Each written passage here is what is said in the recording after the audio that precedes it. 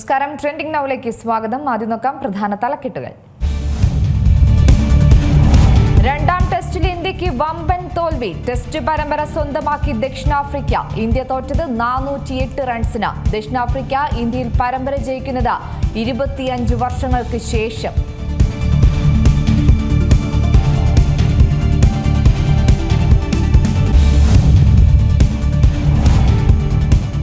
ശബരിമല സ്വർണ്ണക്കൊള്ള കേസിൽ മുൻ ദേവസ്വം പ്രസിഡന്റ് എ പത്മകുമാറിനെ 2 ദിവസത്തേക്ക് SITയുടെ കസ്റ്റഡിയിൽ വിട്ടു. പത്മകുമാറിനെ മെഡിക്കൽ പരിശോധനയ്ക്ക് എത്തിച്ചപ്പോൾ BJP പ്രതിഷേധം. തന്ത്രിമാരായ കണ്ഠര് രാജീവരുടെയും മോഹനരുടെയും മൊഴി രേഖപ്പെടുത്തി SIT. ഉണ്ണികൃഷ്ണൻ പോറ്റിയെ അറിയാമായിരുന്നുവെന്ന് തന്ത്രിമാർ.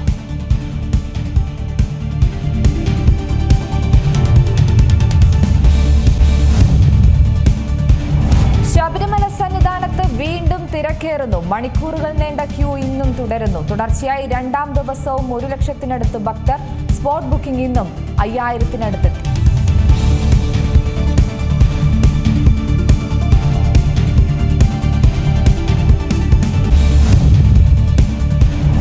ലൈംഗികാരോപണം നേരിടുന്ന രാഹുൽ മാങ്കൂട്ടത്തിലെ MLA പിന്തുണച്ച കെ സുധാകരൻ. രാഹുലിനെ ആശ്വസിപ്പിച്ചത് തെറ്റായിപ്പോയെന്ന സുധാകരൻ. രാഹുലുമായി വേദി പങ്കിടുമെന്ന സുധാകരന്റെ പ്രസ്താവനയെ തള്ളി കെ മുരളീധരൻ.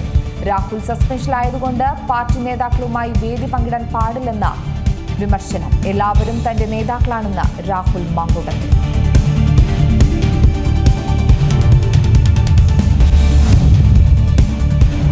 കേന്ദ്ര തൊഴിൽ കോഡിന്റെ അടിസ്ഥാനത്തിൽ കേരളം കരട് നിയമങ്ങൾ തയ്യാറാക്കിയെന്ന് സമ്മതിച്ച് മന്ത്രി വി ശിവൻകുട്ടി. കേന്ദ്ര നിർദ്ദേശപ്രകാരമാണ് നടപടിയെന്നും മന്ത്രി. നിയമങ്ങളിൽ തുടർ നടപടിയൊന്നും ഉണ്ടായിട്ടില്ലെന്നും വി ശിവൻകുട്ടി.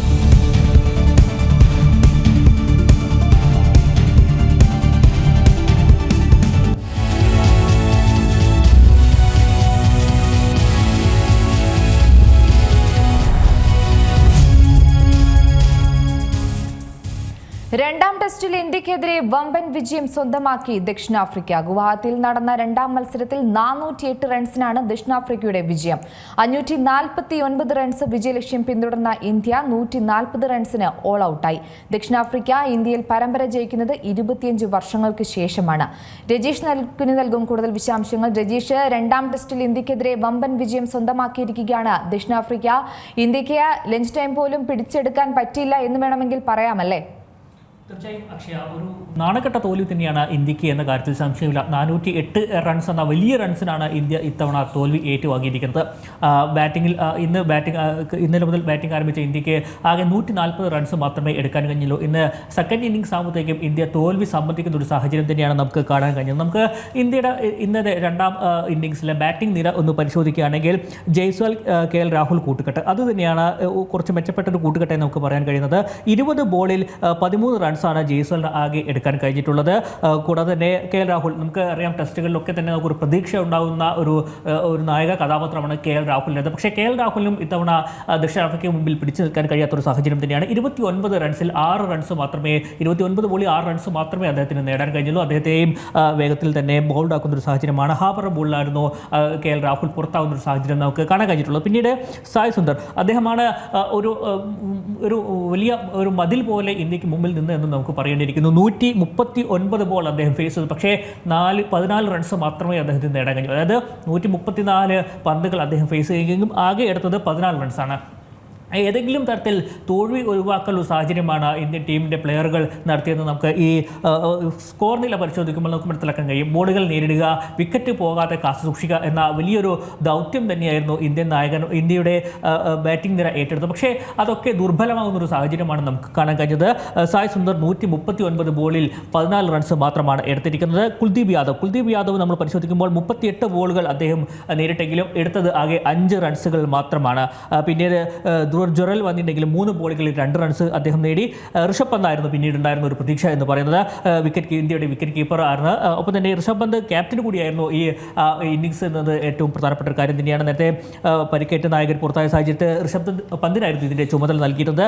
ഋഷഭ് പന്തിനും കാര്യമായ പിടിച്ചു നിർത്താനോ കാര്യമായ റൺസ് ഉയർത്താനോ സാധിച്ചിട്ടില്ല എന്നത് എടുത്തു പറയുന്ന ഒരു കാര്യം തന്നെയാണ്. 16 ബോളിൽ അദ്ദേഹം നേടിയത് വെറും 13 റൺസുകൾ മാത്രമാണ്.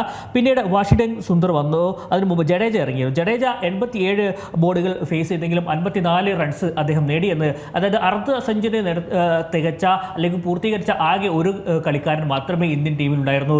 അത് ജഡേജയാണ് എന്ന കാര്യത്തിൽ സംശയമില്ല. 54 റൺസാണ് അദ്ദേഹം ഇന്ത്യൻ ടീമിനായി സംഭാവനയായി നൽകിയിട്ടുള്ളത്. വാഷിംഗ്ടൺ സുന്ദർ ആണെങ്കിലും 44 ബോളിൽ 16 റൺസ് എടുത്തു. പിന്നീട് ഇറങ്ങിയ നിതീഷ് റെഡ്ഡിക്ക് 0-ന് പുറത്താവുന്ന 3 ബോൾ നേരിട്ടെങ്കിലും 0-ന് പുറത്താവുന്ന ഒരു സാഹചര്യമാണ് നമുക്ക് കാണാൻ കഴിഞ്ഞത്. പിന്നീട് ഇറങ്ങിയ ബോളർമാരായ ബുംറ 1 റൺസ് എടുത്തു. പിന്നീട് സിറാജ് 0 റൺസിന് പുറത്തായി. അത്തരത്തിൽ ഇരട്ട സംഖ്യ കണ്ടവരുടെ എണ്ണം കുറവാണ്.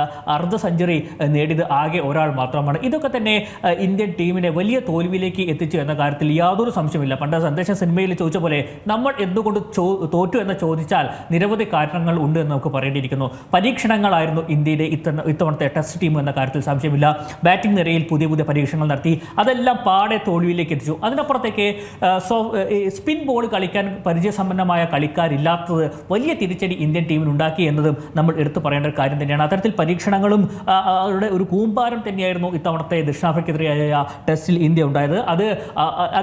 അതിൻ്റെ പരിണിത ഫലം എന്ന് പറയുന്നത് 25 വർഷത്തിന് ശേഷം ഇന്ത്യൻ മണ്ണിൽ ദക്ഷിണാഫ്രിക്ക ഒരു പരമ്പര നേടുന്നു എന്ന് തന്നെയാണ് അതിൻ്റെ പരിണിത ഫലം.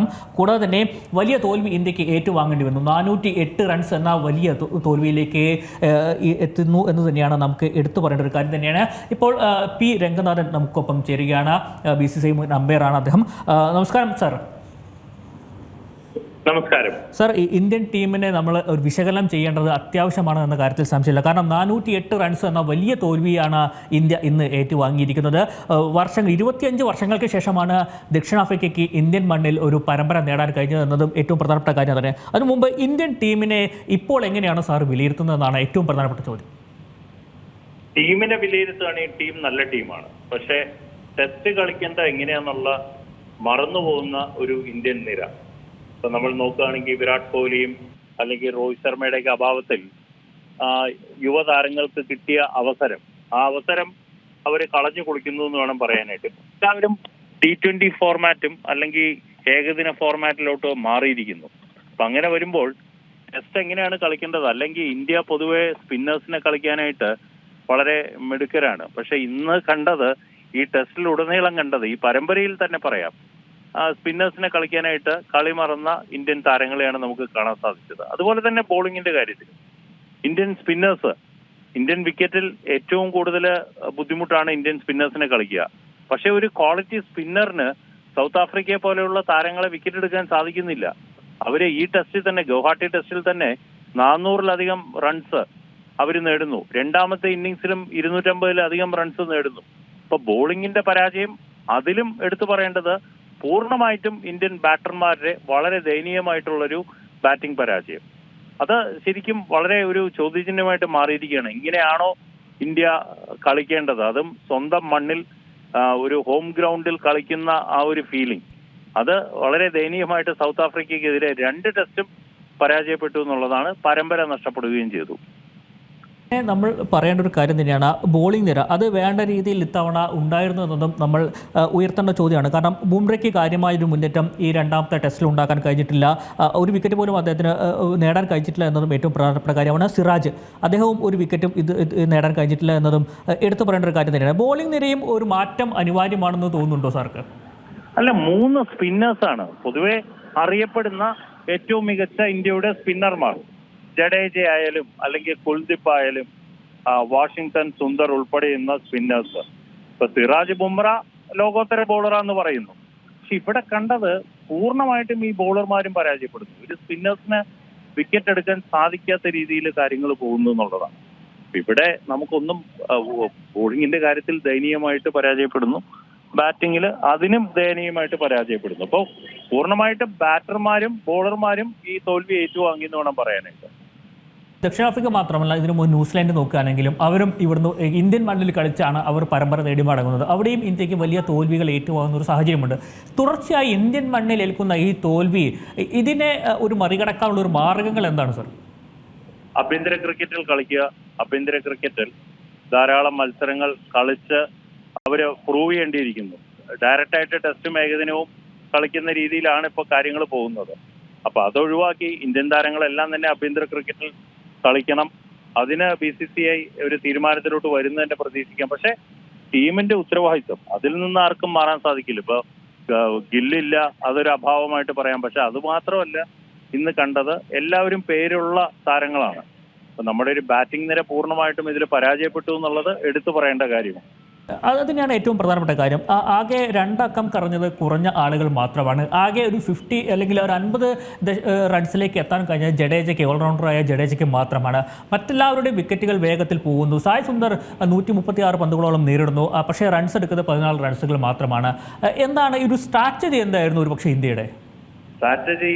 ഇപ്പൊ ആദ്യ ഇന്നിങ്സ് തന്നെ ലീഡ് നഷ്ടപ്പെട്ട ഇന്ത്യ, ആദ്യത്തെ ഇന്ത്യയുടെ ബോളർമാരുടെ ഒരു പരാജയം, രണ്ടാമത്തെ ഇന്നിങ്സിലും ഈ കൂറ്റൻ ലീഡ് നേടിയ സൗത്ത് ആഫ്രിക്ക, അവരുടെ ബാറ്റർമാർ നോക്കുക, അവരെല്ലാവരും തന്നെ മുൻസാമി എന്നുള്ള അദ്ദേഹത്തിന്റെ ആ സെഞ്ചുറി മികവ്, ആദ്യമായിട്ട് ടെസ്റ്റ് കളിക്കുന്ന ഒരു താരം, അദ്ദേഹം ഇന്ത്യൻ ബോളർമാരെ ഏറ്റവും മികച്ച രീതിയിൽ ബാറ്റ് ചെയ്യുന്നു. സ്റ്റബ്സ് ആയാലും എല്ലാ രീതിയിലും എല്ലാ താരങ്ങളും മികച്ച രീതിയിൽ സൗത്ത് ആഫ്രിക്കയുടെ ബാറ്റർമാർ ബാറ്റ് ചെയ്യുന്നു.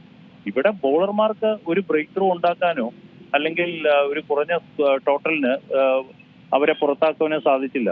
ആദ്യ ഇന്നിങ്സിൽ തന്നെ സൗത്ത് ആഫ്രിക്ക നേടിയ 400-ലധികം റൺസ്, രണ്ടാമത്തെ ഇന്നിങ്സിലും അവർ വലിയൊരു ടോട്ടൽ നേടുന്നു. ഇവിടെ ബോളർമാര് ഇന്ത്യൻ വിക്കറ്റിൽ പന്തെറിയാൻ അറിയണം. ആ രീതിയിലല്ല ഇന്ത്യൻ ബോളർമാർ പന്തെറിഞ്ഞെന്ന് തിരിവെക്കുന്ന രീതിയിൽ സൗത്ത് ആഫ്രിക്കൻ ബാറ്റർമാരുടെ മികച്ച പ്രകടനം. അതുകൂടാതെ തന്നെ സൗത്ത് ആഫ്രിക്കൻ സ്പിന്നേഴ്സിന്റെ ബോളിംഗ് നോക്കും. മഹാരാജ ആയാലും ഹെഡ്മേർ ആയാലും അവരെടുത്ത ആ വിക്കറ്റ്, ഹാർമറൊക്കെ എറിഞ്ഞത് 6 വിക്കറ്റ്, അത് എങ്ങനെയാണെന്നുള്ളത് നമ്മൾ നോക്കുക. ഇന്ത്യക്ക് ഓഫ് സ്പിന്നർ ഉണ്ട്, വാഷിംഗ്ടൺ സുന്ദറിനെ പോലെയുള്ള ഓഫ് സ്പിന്നർ ഉണ്ട്. പക്ഷെ അവരുടെയൊക്കെ ബോളിങ്ങിന്റെ ഒരു കുറവായിട്ട് തന്നെ പറയേണ്ടിയിരിക്കും. ഹാർമറൊക്കെ 6 വിക്കറ്റുകളാണ് നേടിയിരിക്കുന്നത് 2 ഇന്നിങ്സിൽ മാത്രം.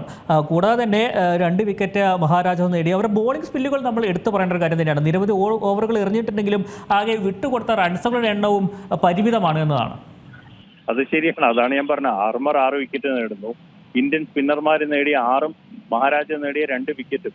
അപ്പൊ 8 വിക്കറ്റാണ് ഇന്ത്യയുടെ സ്പിന്നർമാർ നേടിയിരിക്കുന്നത്. അതായത് സൗത്ത് ആഫ്രിക്കയുടെ ബൗളർമാരുടെ ആ സ്പിന്നർമാരുടെ മികവ്. പക്ഷെ ഇന്ത്യന്റെ 3 ക്വാളിറ്റി സ്പിന്നേഴ്സ് ആണ്. പേരിൽ ഏറ്റവും മികച്ച സ്പിന്നർ ആയിട്ടുള്ള ജഡേജ ആയാലും കുൽദീപ് ആയാലും കൂടാതെ വാഷിംഗ്ടൺ സുന്ദർ, ഇവരുടെ ബോളിംഗ് ഒക്കെ ഒരു മീഡിയോക്കർ ബോളിങ്ങിലോട്ടാണ് പോയത്.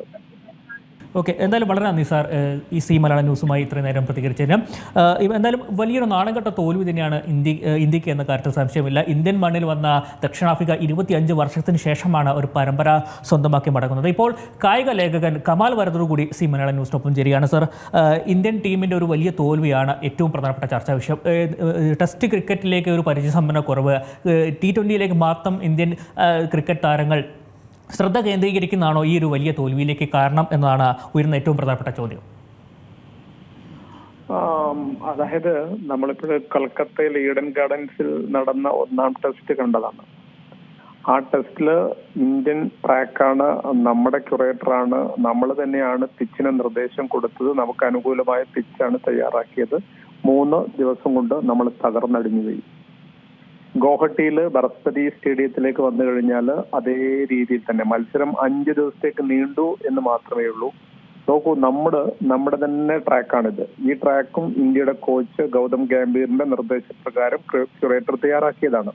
അദ്ദേഹം ഈ സ്പോർട്ടിംഗ് പിച്ചിനെ കുറിച്ച് പറയുമ്പോൾ ഈ പിച്ചില് നമ്മുടെ 2 ഇന്നിങ്സിലായിട്ട് നമ്മുടെ ബാറ്റേഴ്സ്, അതായത് ഒരു ഇന്നിങ്സിൽ ഇന്ന് അവസാനിച്ച ഇന്നിങ്സിൽ 140, നമ്മൾ 1-ാം ഇന്നിങ്സിൽ നമ്മൾ 200 റൺസാണ്. ആ രീതിയിലാണ് നമ്മൾ 2 ഇന്നിങ്സിലുമായി നേടിയത്. ഒരു 50 മാത്രം, ആദ്യ ഇന്നിങ്സിൽ ഒരു 50 മാത്രമാണ് നമുക്കുള്ളത്. നമ്മുടെ ബാറ്റേഴ്സിന്റെ സമീപനം എന്ന് പറയുന്നതിന് ഏറ്റവും മോശം എന്ന് പറയുന്നത് എല്ലാവരും, അതായത് ശുഭ്മാൻ ഗിൽ എന്ന ക്യാപ്റ്റൻ ഇല്ല എന്നുള്ളത് യാഥാർത്ഥ്യമാണ്. അതിന് പകരം ക്യാപ്റ്റനായ ഋഷഭ് പന്തിന്റെ 2 ഇന്നിങ്സിലും അദ്ദേഹം പുറത്തായ രീതി നമ്മൾ നോക്കുക. KL രാഹുൽ ആണെങ്കിൽ, ജയ്സ്വാൾ ആണെങ്കിൽ, സായ് സുദർശൻ ആണെങ്കിൽ, പിന്നെ നമ്മുടെ മധ്യനിര വാലറ്റിനൊക്കെ നോക്കിക്കഴിഞ്ഞാൽ നിരുത്തരവാദിത്വം എന്ന് പറയുന്ന പദത്തിന്റെ അടയാളങ്ങളായിട്ട്, അതിന്റെ പര്യായങ്ങളായിട്ടാണ് നമ്മൾ പുറത്തായത്. കാരണം ഹാർമർ എന്ന ഒരു സ്പിന്നർ, അദ്ദേഹം ആദ്യമായിട്ട് ഇന്ത്യയിൽ കളിക്കുന്ന ഒരാളാണ്. 2 ടെസ്റ്റിലെ 4 ഇന്നിങ്സുകളിൽ അദ്ദേഹത്തെ നോക്കുക. ഷോർട്ട് പിച്ച് ഡെലിവറികൾ മാത്രമാണ് മാർക്കോ ജാൻസൺ എന്ന സീമർ അറിഞ്ഞത്. നമ്മൾ ഷോർട്ട് പിച്ച് കാണുമ്പോൾ ആവേശത്തോടു കൂടി അടിച്ചിട്ട് നമ്മുടെ ബാറ്റ്സ്മാൻമാർ, അതായത് 6 വിക്കറ്റാണ് അദ്ദേഹത്തിന് ആദ്യ ഇന്നിങ്സിൽ ഉണ്ടായത്. അങ്ങനെ മൊത്തം നമ്മൾ മത്സരത്തെ വിലയിരുത്തുമ്പോൾ 2 ടെസ്റ്റിലുമായിട്ട് എവിടെയും ഇന്ത്യ ഇല്ലാത്ത, ഞാൻ പ്രത്യേകം പറയുന്ന ഒരു കാര്യം, കോച്ച് ഗംഭീറിനെ പുറത്താക്കേണ്ടത് അത്യന്താപേക്ഷിതമാണ്. കാരണം ഈ 2 ടെസ്റ്റ് മാത്രമല്ല, നമ്മൾ ന്യൂസിലൻഡിനെതിരെ നമ്മൾ കണ്ടതാണ് കഴിഞ്ഞ സീസണിൽ. 3 ടെസ്റ്റിൽ നമ്മൾ തുടർച്ചയായിട്ട് പരാജയപ്പെടുകയാണ്. നോക്കൂ, ഇന്ത്യൻ ടെസ്റ്റ് ക്രിക്കറ്റ് ചരിത്രം പരിശോധിച്ചു കഴിഞ്ഞാൽ ഈ ടെസ്റ്റിൽ നമ്മൾ സ്വന്തം വേദികളിൽ ഏതൊരു പ്രതിയോഗി പോലും പറയാറുള്ള ഒരു കാര്യം, ഇന്ത്യൻ ട്രാക്കിൽ ഇന്ത്യൻ ടീമിനെ തോൽപ്പിക്കുക ദുഷ്കരമാണ് എന്ന് എപ്പോഴും പറയാറുണ്ടെങ്കിൽ ഇത് ടെമ്പ ബവൂമ എന്ന താരതമ്യേന പുതിയൊരു ക്യാപ്റ്റൻ. ആ ടീമിൽ നമുക്ക് ആരെയാണ് പരിചയമുള്ളത്? സൗത്ത് ആഫ്രിക്കൻ ടീമിൽ എല്ലാവരും ഐതൻ മാർക്രം 1-2 പേരെ മാറ്റി നിർത്തി കഴിഞ്ഞാൽ എല്ലാവരും ഇന്ത്യയിൽ ആദ്യമായി കളിക്കുന്നവരാണ്. മുത്തുസ്വാമിയെ പോലെ ഒരാൾ സെഞ്ചുറി നേടുന്ന ഒരു ട്രാക്കിലാണ് നമ്മുടെ 10 ബാറ്റ്സ്മാൻമാർ ചേർന്ന് 140 റൺസൊക്കെ നേടുന്നത്. അപ്പൊ ടീം സെലക്ഷൻ ആകെ പാളിയിട്ടുണ്ട്. ഗൗതം ഗാംഭീറിന്റെ ടീം സെലക്ഷൻ എന്ന് പറഞ്ഞാൽ അദ്ദേഹം വാഷിംഗ്ടൺ സുന്ദറിനെ 3-ാം നമ്പറിൽ കളിപ്പിക്കുന്നു. അതേ വാഷിംഗ്ടൺ സുന്ദറിനെ മറ്റൊരു ഇന്നിംഗ്സിൽ 8-ാം നമ്പറിലേക്ക് മാറ്റുന്നു. 4 സ്പിന്നർമാരെ ടീമിലെടുക്കുന്നു, ആദ്യ 11-ൽ എടുക്കുന്നു, 3 പേർക്ക് മാത്രം അവസരം കൊടുക്കുന്നു. അതായത് മൊത്തം നമ്മൾ നോക്കിക്കഴിഞ്ഞാൽ നമ്മൾ ഇതുവരെ ടെസ്റ്റ് ക്രിക്കറ്റ് ഫോളോ ചെയ്ത് വരുമ്പോൾ ഏറ്റവും മോശം ടീം സെലക്ഷനാണ്, ഏറ്റവും മോശമായിട്ടുള്ള കോച്ച് ടീം റിലേഷനാണ്.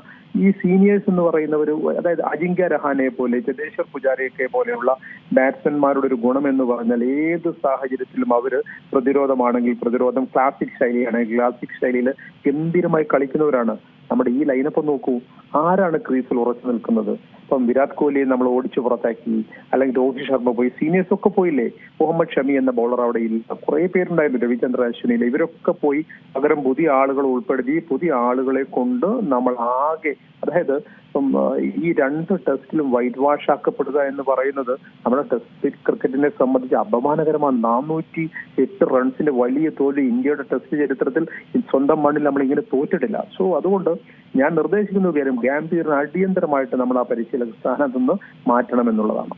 സാർ സൂചിപ്പിച്ച ഏറ്റവും പ്രധാനപ്പെട്ട കാര്യം തന്നെയാണ്. കാരണം ഗംഭീർ ക്യാപ്റ്റൻ കോച്ചായ ശേഷം പല ടെസ്റ്റുകളിലും ഇന്ത്യക്ക് തോൽക്കുന്ന ഒരു സാഹചര്യമാണ്. നമുക്കറിയാം, ലോക ക്രിക്കറ്റ് ചാമ്പ്യൻഷിപ്പിലേക്ക് ഇന്ത്യക്ക് ഫൈനലിൽ എത്താൻ കഴിയാത്ത സാഹചര്യം, ബോർഡർ ഗവാസ്കറിൽ ഇന്ത്യക്ക് കപ്പ് നേടാൻ കഴിയാത്ത സാഹചര്യം, അങ്ങനെ നിരവധി ഒരു ഉദാഹരണങ്ങൾ നമ്മൾക്ക് മുമ്പിലുണ്ട്. പക്ഷേ എന്നിട്ടും എന്തുകൊണ്ട് ഒരു പരീക്ഷണമായി ഇന്ത്യ ദക്ഷിണാഫ്രിക്ക മത്സരത്തെ മാറ്റി കൃത്യമായി ബാറ്റിംഗ് നിരയിൽ ഒരു പരീക്ഷണം തന്നെ ഗംഭീർ നടത്തുന്നത് നമുക്ക് കാണാൻ കഴിയുന്നുണ്ട്? ഈ പരീക്ഷണത്തിന് എന്തെങ്കിലും അടിസ്ഥാനം വേണ്ടേ? നമുക്ക് പരീക്ഷണം നടത്താം. എല്ലാ പരിശീലകരും പലപ്പോഴായിട്ട് പരീക്ഷണങ്ങളൊക്കെ നടത്തിയിട്ടുണ്ട്. 3-ാം നമ്പറിലേക്കൊക്കെ ആളുകളെയൊക്കെ മാറ്റി വരുത്തിയിട്ടുണ്ട്, അല്ലെങ്കിൽ നമ്മൾ ഓൾറൗണ്ടേഴ്സിനെ വെച്ചിട്ടുണ്ട്, അല്ലെങ്കിൽ 1-ലധികം സ്പിന്നേഴ്സ്, 3 സ്പിന്നേഴ്സിനൊക്കെ. ഇങ്ങനെ ഏത് കാലത്തും നമ്മൾ നോക്കിക്കഴിഞ്ഞാൽ നമ്മൾ പരീക്ഷണങ്ങളിലേക്ക് പോയിട്ടുണ്ട്. പക്ഷേ ഈ 2 ടെസ്റ്റിൽ മാത്രം നിങ്ങൾ നോക്കി, ഈ 2 ടെസ്റ്റിലും കളിക്കുന്നത് സൗത്ത് ആഫ്രിക്ക എന്ന് പറയുന്ന team world test championship defending champions ആണ്. ഓസ്ട്രേലിയയെ തോൽപ്പിച്ച് അവർ ഗംഭീരമായിട്ട് നിൽക്കുന്ന ഒരു ടീമാണ്. ആ ടീം ഡെവലപ്പ് ചെയ്തു വരുന്ന ഒരു ടീമാണ്. അതുകൊണ്ടാണ് ഞാൻ നേരത്തെ പറഞ്ഞത്, ബവൂമ എന്ന നായകനെ മാറ്റുക, അല്ലെങ്കിൽ ആ നായകൻ കീഴിൽ കളിക്കുന്ന താരങ്ങളിലേക്ക് നമ്മൾ വന്നു കഴിഞ്ഞാൽ, ഇവ കെഗിസോ റബാദ എന്ന് പറയുന്ന നല്ലൊരു സീമർ ഉണ്ടായിരുന്നു, അദ്ദേഹം പരിക്കിൽ പുറത്ത്. അങ്ങനെ അനുഭവ സമ്പന്നർ കുറഞ്ഞ ഒരു ടീമാണ്. ഇന്ത്യൻ മണ്ണില്, അതായത് കൽക്കത്തയിലാണെങ്കിൽ ഗുവാഹട്ടിയിലാണെങ്കിൽ ആദ്യമായി കളിക്കുന്നവരാണ് പലരും. അവരാണ് നമ്മുടെ ലൈനപ്പിനെ ഇല്ലാതാക്കിയത്. അതായത് ലൈനപ്പിനെ ഇല്ലാതാക്കിയെന്ന് പറഞ്ഞാൽ പിച്ചിൽ എന്തെങ്കിലും ബോധമുണ്ടെങ്കിൽ നമുക്ക് സമ്മതിക്കാം. ഈ പിച്ചിൽ ഇല്ല എന്ന് സൗത്ത് ആഫ്രിക്കയുടെ ബാറ്റർമാര് 2 ഇന്നിംഗ്സിലും 4 ഇന്നിംഗ്സ് 2 ടെസ്റ്റിലുമായിട്ട് 4 ഇന്നിംഗ്സിൽ തെളിച്ചില്ലേ?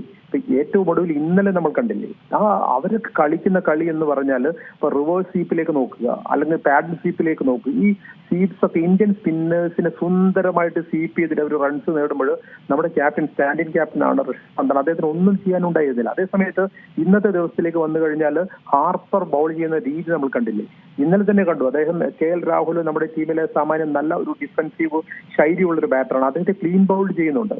ഈ രീതിയിൽ അപ്പം ഈ നമ്മുടെ ടീം സെലക്ഷൻ എന്ന് പറയുന്നത്, ഇപ്പം നമ്മുടെ ഓപ്പണേഴ്സ് ആയിട്ട് വന്നിരുന്നത് ജയ്സ്വാളാണ്. ജയ്സ്വാൾ അത്യാവശ്യം നന്നായിട്ട് ആക്രമിച്ച് കളിക്കുന്ന ഒരാളാണ്. പ്ലസ് നമുക്ക് KL രാഹുലാണ് വന്നിരുന്നത്. പക്ഷേ ഈ ഓപ്പണിങ്ങിന് ശേഷം 3-ാം നമ്പറിൽ ആർക്കാണ് സ്ഥിരതയുള്ളത്? ഇപ്പൊ നമ്മൾ വിരാട് കോഹ്ലിയെ മാറ്റുന്നു, രോഹിത് ശർമ്മയെ മാറ്റുന്നു, അതിന് പകരക്കാരായിട്ടാണ് നമ്മൾ സായി സുദർശനെ കൊണ്ടുവരുന്നു, നമ്മൾ കരൺ നായരെ ഒക്കെ കൊണ്ടുവരുന്നു എന്നൊക്കെ പറഞ്ഞ് കുറച്ച് പേർക്ക് അവസരം കൊടുത്തു. ഈ കരൺ നായർ ആഭ്യന്തര ക്രിക്കറ്റ് ഏറ്റവും മനോഹരമായി കളിക്കുന്ന ആളാണ്, ഇപ്പോഴും വളരെ ഗംഭീരമായി കളിക്കുന്ന ഒരാളാണ്. അദ്ദേഹത്തിന് എത്ര ചാൻസ് നമ്മൾ കൊടുത്തില്ല. 1-2 ചാൻസ് കൊടുത്തപ്പം സഞ്ജു സാംസണൊക്കെ തഴഞ്ഞതുപോലെ സഞ്ജുവിന് പേരിന് മാത്രം ഒരു അവസരം കൊടുക്കുന്നു. ഒരു ഇന്നിംഗ്സിൽ അദ്ദേഹം മോശം പ്രകടനം നടത്തി കഴിഞ്ഞിട്ട് എന്നേക്കും അദ്ദേഹം ടീമിനെ പുറത്താവുന്നു. അതേസമയത്ത് ഗാംഭീറിന് താല്പര്യമുള്ള ആളുകൾ, അത് സായി സുദർശനാണെങ്കിലോ വാഷിംഗ്ടൺ സുന്ദർ ആണെങ്കിലോ, അദ്ദേഹത്തിന് ആരെയൊക്കെ താല്പര്യമുണ്ടോ, ഹർഷിത് റാണ എന്ന് പറയുന്ന താരം, നമ്മൾ പലപ്പോഴായിട്ട് ഇതൊക്കെ പറഞ്ഞിട്ടുണ്ട്. അപ്പൊ സ്വന്തം ആളുകളെ മാത്രമാണ് ഗാംഭീർ ടീമിലേക്ക് ഉൾപ്പെടുത്തുന്നത്. വാഷിംഗ്ടൺ തന്നെ നമ്മൾ കുറ്റം പറയുന്നില്ല, നല്ല ഓൾറൗണ്ടറാണ്. അപ്പൊ അദ്ദേഹം ടെസ്റ്റ് ക്രിക്കറ്റിലേക്ക് വരുമ്പോൾ ഓപ്പൺ സൈഡിൽ സൗത്ത് ആഫ്രിക്ക പോലൊരു ടീം കളിക്കുമ്പോൾ നിങ്ങൾ കുറച്ചുകൂടി അനുഭവ സമ്പത്തിന് കുറച്ചുകൂടി ഒരു വില കൊടുക്കണ്ടേ? ആ രീതിയിൽ ടീമിനെ സെലക്ട് ചെയ്യണ്ടേ? അല്ലാതെ പരീക്ഷണങ്ങൾക്ക് മുതിരേണ്ട ഒരു ടീമാണ് സൗത്ത് ആഫ്രിക്ക. ഗാംബിയറിനെതിരെ വെസ്റ്റ് ഇൻഡീസിനെതിരെ നമ്മൾ ജയിച്ചു. കാരണം വളരെ വീക്കായ ഒരു ടീമാണ്. ബംഗ്ലാദേശിനെതിരെ നമ്മൾ ജയിച്ചു, അവർ വളരെ വീക്കായ ഒരു ടീമാണ്. അതുപോലെയല്ലല്ലോ ഓസ്ട്രേലിയ, ഇംഗ്ലണ്ട്, സൗത്ത് ആഫ്രിക്ക എന്നൊക്കെ പറയുമ്പോൾ നല്ല ഓപ്പണൻസ് ആണ്. അവർക്കെതിരെ നല്ല ടീമിനെ കെട്ടിപ്പടുക്കേണ്ട അല്ലെങ്കിൽ അവതരിപ്പിക്കേണ്ട ഒരു സമയത്താണ് ഗാംബിയർ തന്നിഷ്ടമാണ്. അതായത് നമ്മൾ എന്ത് പറഞ്ഞാലും ഇപ്പം നേരത്തെ ഇദ്ദേഹത്തിന് മുമ്പ് പരിശീലകന്റെ ഒരു നാളിലേക്ക് നമ്മളൊന്ന് വന്നാൽ മതി. രാഹുൽ ദ്രാവിഡ് ആണെങ്കിലോ അല്ലെങ്കിൽ അത് രവിശാസ്ത്രി ആണെങ്കിലോ ശരിക്കും ക്യാപ്റ്റനും കോച്ചും ടീം മാനേജ്മെന്റും തമ്മിലൊരു ഐക്യമുണ്ട്. ആ ഐക്യത്തിന്റെ റിസൾട്ടായിട്ടാണ് ഒരു ലൈനപ്പ് വരുന്നത്, ആദ്യ 11 വരുന്നത്. ഇതൊന്നുമില്ല. ഇത് ബാറ്റിംഗ് ഓർഡറിൽ മാറ്റങ്ങൾ വരുന്നത് പോലും കോച്ച് അവിടെ ഇരുന്നുകൊണ്ടാണ്. തന്റെ ഇഷ്ടപ്രകാരമാണ് അദ്ദേഹം നീങ്ങുന്നത് എന്ന് മറ്റുള്ളവരുടെ ബോഡി ലാംഗ്വേജിൽ നമുക്ക് മനസ്സിലാക്കാം. അപ്പോൾ എന്തായാലും ആ ഒരു ഏകാധിപത്യ പ്രവണതയിൽ ഗൗതം ഗംഭീർ നിൽക്കുമ്പോൾ എനിക്ക് തോന്നുന്നില്ല ഇനിയും വളരെ ശക്തമായിട്ട് നമുക്ക് മുന്നോട്ട് പോകാനാവും. യെസ്, വളരെ നന്ദി കപാൽ വർദൂർ. സി മലയാളം ന്യൂസുമായി ഇത്ര നേരം ഇന്ത്യൻ ക്രിക്കറ്റ് ടീമിൻ്റെ ഒരു സാഹചര്യത്തെക്കുറിച്ച് പ്രതികരിച്ചത്. ഇപ്പോൾ മുൻ BCCI മുൻ vice president TC Mathew sir C Malayalam ന്യൂസൊപ്പം ചേരുകയാണ്. സാർ, ഇത് മതിയോ ഇന്ത്യൻ ക്രിക്കറ്റിൻ്റെ ടെസ്റ്റ് ടീം എന്നാണ് ഉയർന്ന ഏറ്റവും പ്രധാനപ്പെട്ട ചോദ്യം?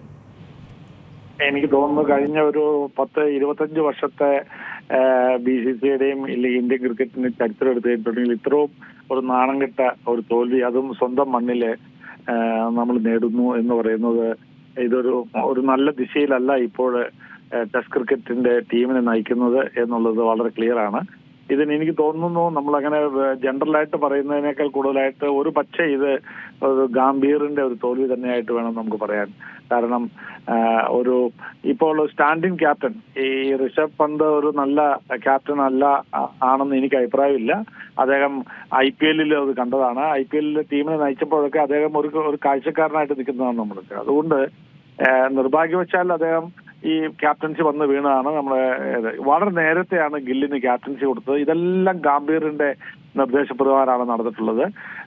സാധാരണ ഇതിൽ പലപ്പോഴും ഇന്ത്യൻ ടീമിന്റെ ഒക്കെ മാനേജറായിട്ട് പോയിട്ടുള്ള ആളെന്നുള്ള നിലയിൽ എനിക്കറിയാം. കാരണം ക്യാപ്റ്റനാണ് ഇത് ക്രിക്കറ്റിന്റെ ഒരു പ്രത്യേകത എന്നാണെന്ന് വെച്ചാൽ ക്യാപ്റ്റനാണ് എല്ലാത്തിന്റെ സേ. എല്ലാ കാര്യത്തിലും പ്ലേയിങ്ങിലും തീരുമാനിക്കുന്നതൊക്കെ ക്യാപ്റ്റന്റെ പൂർണ്ണ പ്രൊറഗേറ്റീവാണ്. അത് ഒരു കോച്ചുമായിട്ട് ഡിസ്കസ് ചെയ്യും, ഇല്ലെന്നല്ല. ടീം മാനേജ്മെന്റ് എന്ന് പറയുന്നത് coach, manager, captain, vice captain, ഇതാണ് ടീം മാനേജ്മെന്റ് എന്ന് പറയുന്നത്. പക്ഷെ അതിൽ ക്യാപ്റ്റനാണ് അതിൻ്റെ അകത്ത് ഒരു 90% ഒരു റോളുള്ളത്. ഇവിടെ ക്യാപ്റ്റന്മാർ വെറും കാഴ്ചക്കാരായിട്ട് മാറുന്നു. ഗാംഭീറിന്റെ കാര്യങ്ങൾ, അദ്ദേഹത്തിന്റെ തീരുമാനങ്ങൾ നടപ്പാക്കുന്നു. ഒരു ടെസ്റ്റ് ക്രിക്കറ്റ് ടീമിൽ എനിക്ക് തോന്നുന്നു 7 ബോളേഴ്സുമായിട്ടാണ് നമ്മൾ ഇത് പോയത്. അതേസമയം നമ്മൾ കാണുന്നത് ഇൻ കോൺട്രാസ്റ്റ് സൗത്ത് ആഫ്രിക്ക 2 ബോളേഴ്സിനെ വെച്ചാണ് കളി ജയിച്ചിരിക്കുക. ജാൻസനും അതുപോലെ തന്നെ ഹാർമറും. ഈ 2 പേരെ വെച്ചിട്ടാണ് ഈ കളി ജയിച്ചിട്ടുള്ളത്. നമ്മൾ വിക്കറ്റിന്റെ ഇത് നടക്കുക വളരെ മഹാരാജ ആണെങ്കിലും മുത്തുസ്വാമി ആണെങ്കിലും വളരെ റെയർലിയാണ് അവരെ ഉപയോഗിച്ചിട്ടുള്ളൂ. 2 ബോളേഴ്സിനെ കൊണ്ട് ഒരു ഇന്ത്യ പോലുള്ള ഒരു രാജ്യത്തിനെ ടെസ്റ്റ് ടീമിനെ ഇന്ത്യൻ മണ്ണിൽ തോൽപ്പിക്കാൻ കഴിഞ്ഞു എന്ന് പറയുന്നത് സൗത്ത് ആഫ്രിക്കയെ സംബന്ധിച്ചിടത്തോളം എത്ര ശ്ലാഘിച്ചാലും മതിയാവില്ല. ഇതാണ് സ്ഥിതി. ഒപ്പം തന്നെ ഗംഭീറിൻ്റെ കോച്ച് അതിനെ തുടരുന്നതിനെ കുറിച്ചുള്ള ചോദ്യം കൂടിയാണ് വരുന്നത്. കാരണം നമുക്കറിയാം പല ടെസ്റ്റുകളിലും ഇന്ത്യ തോൽക്കുന്ന ഒരു സാഹചര്യം. കുട്ടി ക്രിക്കറ്റിലേക്ക് മാത്രം ഇന്ത്യ ശ്രദ്ധ കേന്ദ്രീകരിക്കുന്നു. ടെസ്റ്റ് ക്രിക്കറ്റിലേക്ക് കൂടുതൽ ഇത്തരത്തിൽ എക്സ്പീരിയൻസ് ആളുകളെ ഉൾപ്പെടുത്തുന്നില്ല എന്നടക്കമുള്ള വിമർശനം ഇതുമായി ബന്ധപ്പെട്ട് ഉയരുന്നുണ്ട്. തീർച്ചയായിട്ടും. കാരണം നമ്മളെ ഇന്ത്യയിൽ ഉള്ള ഒരു പ്രശ്നം, ഇന്ത്യയിലെ മുഴുവൻ പ്ലേയേഴ്സും ഇപ്പൊ IPL-ലെ ആ ഉഫോറിയലാണ്. കാരണം അത് അവർക്ക് IPL-ൽ കിട്ടുന്നത് 10, 18, 20 കോടി രൂപ അവർക്ക് ഒരു വർഷം ലഭിക്കുന്നു. ടെസ്റ്റ് ക്രിക്കറ്റും ഇല്ലെങ്കിൽ വൺ ഡേയോ ഇതൊന്നും ഇന്ത്യക്ക് വേണ്ടി കളിക്കുന്നതിനേക്കാൾ കൂടുതൽ ഒരു പ്രാധാന്യം IPL-ന് കൊടുക്കുന്നു എന്നുള്ളതാണ്. രണ്ടാമത്തെ കാര്യം, ഒരു ടെസ്റ്റ് ടീമിനെ സംബന്ധിച്ചിടത്തോളം അതിന്റെ ഒരു 5 ബാറ്റ്സ്മാൻമാർ, സോളിഡ് ആയിട്ടുള്ള ബാറ്റ്സ്മാൻമാർ, ടെസ്റ്റ് ക്രിക്കറ്റിന് ഇണങ്ങിയ 5 ബാറ്റ്സ്മാൻമാരെങ്കിലും വേണം. നമ്മൾ രാഹുൽ ദ്രാവിഡ്, VVS ലക്ഷ്മൺ തുടങ്ങിയവര് എത്രയോ ടെസ്റ്റ്, സച്ചിൻ ടെണ്ടുൽക്കർ, അതുപോലെ തന്നെ സേവാഗ് അഗ്രസീവായിട്ടുള്ള ഓപ്പണർ ആണെന്നെങ്കിലും അദ്ദേഹം എത്രയോ മാച്ച് അദ്ദേഹം ഓപ്പണിങ്ങിൽ നമ്മൾ ജയിപ്പിച്ചിട്ടുണ്ട്. അത് അതാണ് കാണേണ്ടത്. ഇവിടെ വിരാട് കോഹ്ലിയെ പോലുള്ള ഒരു ബാറ്റ്സ്മാൻ ഇന്ന് ഇന്ത്യൻ ടീമിൽ ഏത് യങ്സ്റ്ററേക്കാളും ഫിറ്റ് ആയിട്ടുള്ള ഒരു പ്ലെയർ ആണ്. വിരാട് കോഹ്ലി എന്ന് പറഞ്ഞാൽ ലോകം ആരാധിക്കുന്ന അല്ലെങ്കിൽ അംഗീകരിക്കുന്ന ഒരു എല്ലാ ഫോർമാറ്റിലും ഉള്ള ഒരു പ്ലെയർ ആണ്. ആ പ്ലെയറെ നിർബന്ധിച്ച് അദ്ദേഹത്തിന് അതിന് അവധി കൊടുത്ത് അദ്ദേഹത്തെ ടീമിൽ നിന്ന് പുറത്താക്കുകയാണ് ചെയ്തത്. ഗാംഭീർ വന്നതിന് ശേഷം ഉണ്ടായ നടപടികളാണ്. ഞാൻ ടെസ്റ്റ് ടീമിൽ നിന്ന് നമ്മൾ രോഹിത്തിന്റെ മാറ്റുന്നതിലൊന്നും ഞാൻ അത്ര ഇത് കാണുന്നില്ല. കാരണം അദ്ദേഹത്തിനും പ്രായമായി കഴിഞ്ഞിരിക്കുന്നു. ഷോർട്ട് ഫോർമാറ്റിൽ അദ്ദേഹം വളരെ നന്നായിട്ട് ഇപ്പോഴും കളിക്കുന്നുണ്ട്. ഒരു അസ്റ്റ്യൂട്ടായിട്ടുള്ള ക്യാപ്റ്റനാണ് രോഹിത് ശർമ്മ. ഒരു ഗില്ലിന്റെ ക്യാപ്റ്റൻസി ഇല്ലെങ്കിൽ ഇവരെയൊക്കെ വളരെ നേരത്തെ 10-24 വയസ്സിലൊക്കെ ഒരു ക്യാപ്റ്റനെ ക്യാപ്റ്റൻസി കൊടുക്കുക. അടുത്ത 10 വർഷത്തേക്ക് ഇന്ത്യൻ ടീമിനെ ഗില്ല് നയിക്കുമോ? ഇല്ല. അതൊരു 4-5 വർഷത്തെ ഒരു മച്യൂരിറ്റി വന്നതിന് ശേഷം ഒരു 5 വർഷം കിട്ടുന്ന രീതിയിലുള്ള ഒരു മാക്സിമം പീരീഡ് കിട്ടുന്ന രീതിയിലായിരുന്നു ക്യാപ്റ്റൻസി പൊളിഞ്ഞു. കോച്ചിങ്ങിൽ ഗംഭീർ ഒഴിച്ച് വേറെ സപ്പോർട്ട് സ്റ്റാഫ് ഒരു 10-15 സപ്പോർട്ട് സ്റ്റാഫ് ഉണ്ട് ഇതിനകത്ത്. അതിലൊന്നും ഒരു അറിയപ്പെടുന്ന കഴിവ് തെളിയിച്ച ആളുകളല്ല.